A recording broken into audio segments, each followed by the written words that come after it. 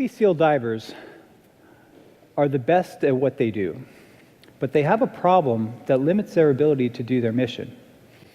Our research focused on solving the problem, and it led to an unexpected path of discovery for neurological diseases and cancer. The problem results from the specialized equipment that the Navy SEAL divers use, including the oxygen rebreather.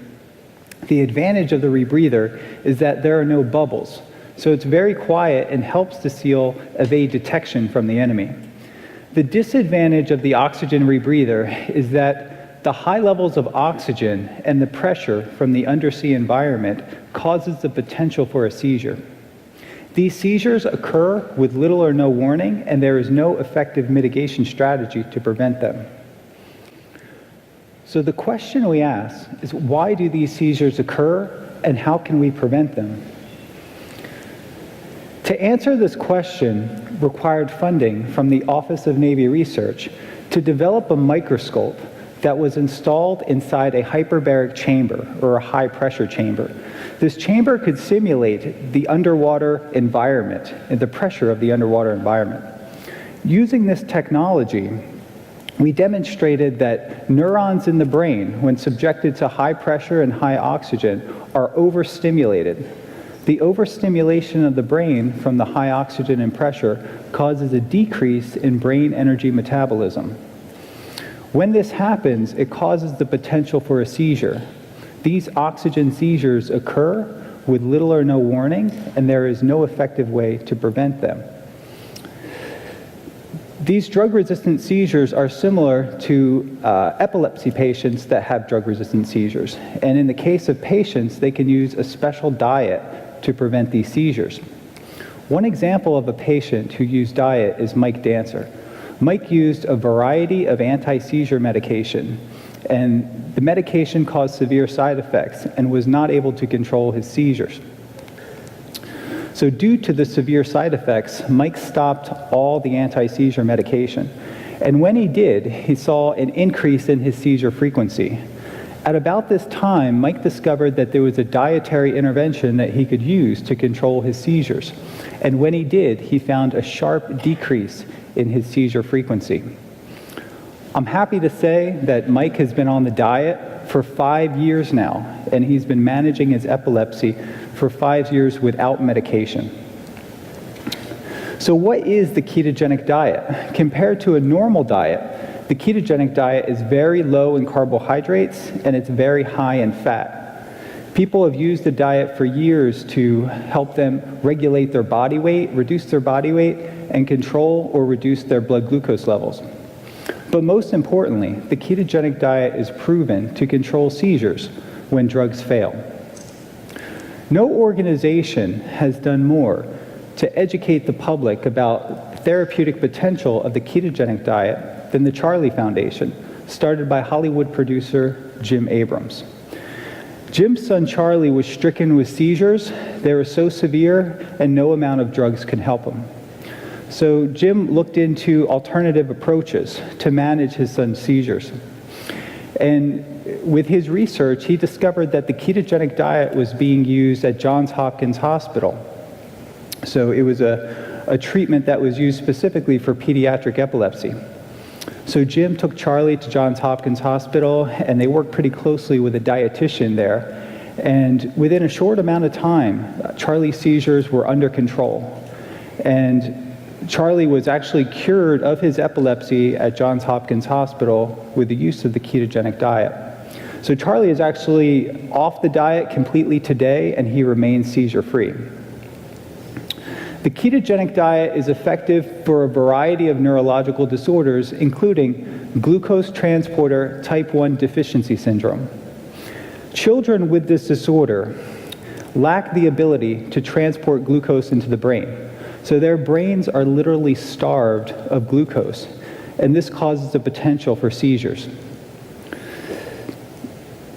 So it's known that the brain can use glucose as the primary fuel, but it can readily adapt to using ketones for energy. So in this way, the brain is like a hybrid engine, right? So it uses glucose as the primary fuel, but during periods of limited glucose availability, the brain can readily adapt to using this alternative fuel source. So we are exploiting the neuroprotective effects of ketones by developing ketone supplements for the Navy SEAL divers for oxygen seizures. So the advantage of a ketone supplement is that you can circumvent the need for the dietary restriction that's required to elevate and sustain blood levels of ketones.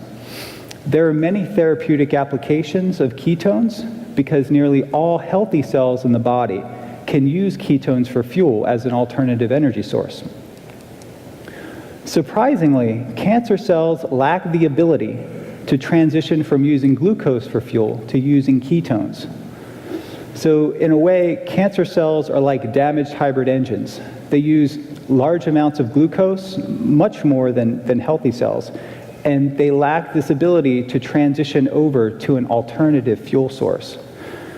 So we can say that sugar addiction is really the Achilles heel of cancer cells.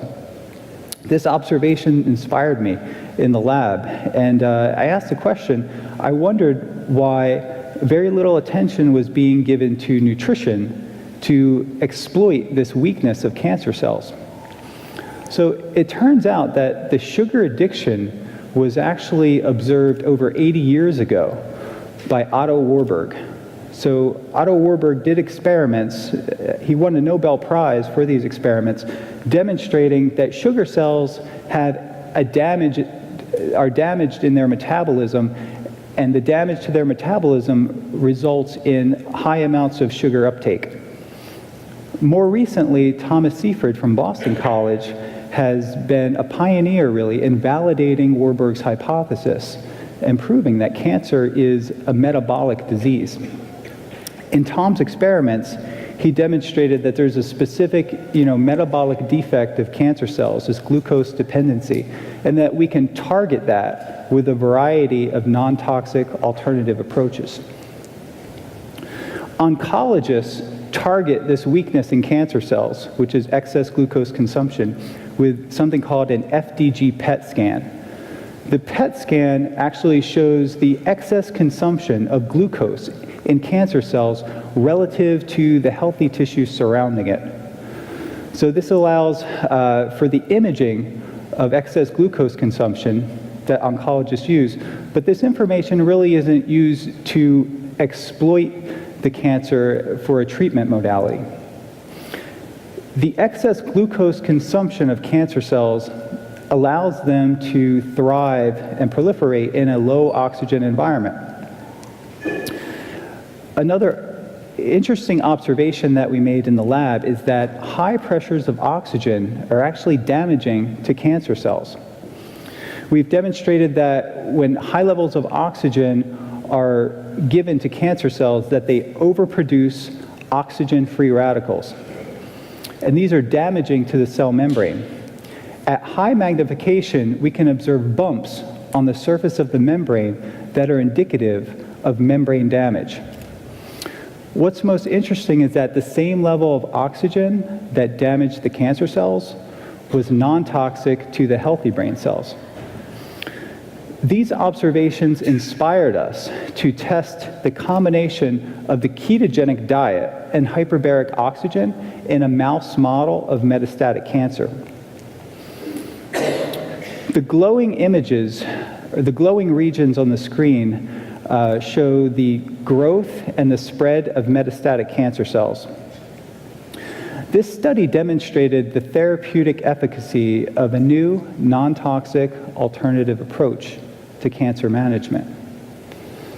So what started out as a Navy SEAL project and then led to a promising mitigation strategy for the oxygen seizures in the form of ketone supplements ultimately led us down a path to this unexpected discovery. So the question is, can we manage cancer with non-toxic strategies? I believe that we can. And I've been inspired by a number of seizure patients and cancer patients that have used these alternative methods to manage their incurable diseases. Future treatments and prevention of many diseases may fall back on the ancient wisdom of Hippocrates when he said, "Let food be thy medicine." Thank you.